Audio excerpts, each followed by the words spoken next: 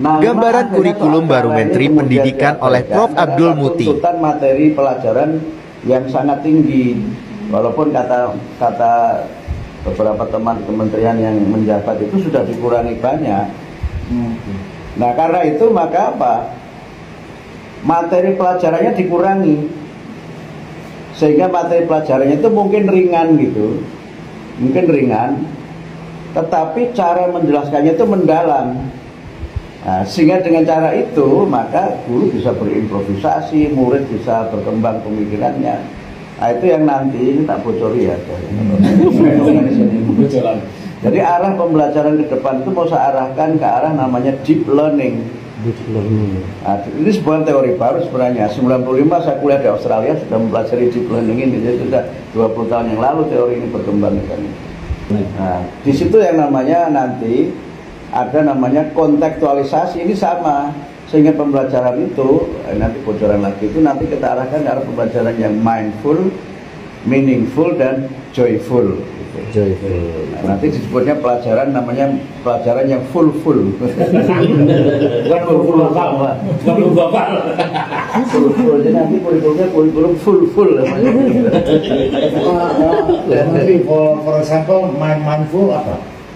Nah, ini baru mau saya jelaskan. Baik. Jadi mindful itu domainnya ada dua. Nah, harusnya bisa 3 tapi 2 aja. Mind itu artinya kita sadar. Kita sadar, murid kita itu beda-beda. Jadi mindful itu artinya sadar. Mindful itu peka, sensitif. Jadi murid kita ini jangan kita anggap sama, kita harus sadar itu mereka ini nggak sama. Nah yang kedua, mindful itu adalah pembelajaran yang mendorong murid untuk selama belajar itu berpikir. Berpikir sehingga selama proses belajar itu dia didorong untuk terlibat.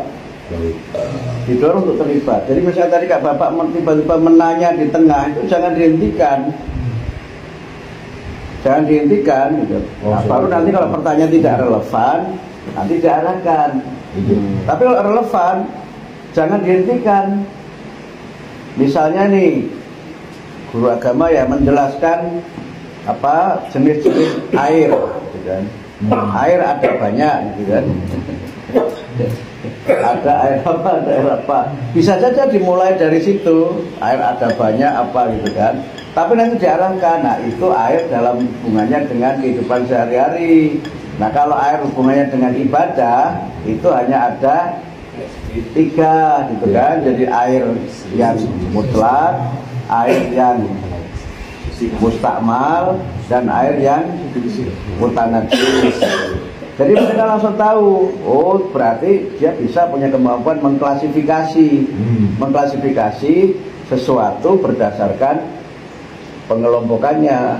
Mungkin dia bisa jawab juga air got, itu kan nggak apa-apa untuk tahap awal, nggak apa-apa, namanya eksplorasi. Itu, oh air apa namanya? Dia mungkin akan bilang itu air kolam apa? Oke, itu air dalam kehidupan sehari-hari. Tapi kalau hubungannya dengan ibadah, tidak ada air got, tidak ada air ini, tapi airnya ini. Nah itu namanya mindful, Pak. Baik.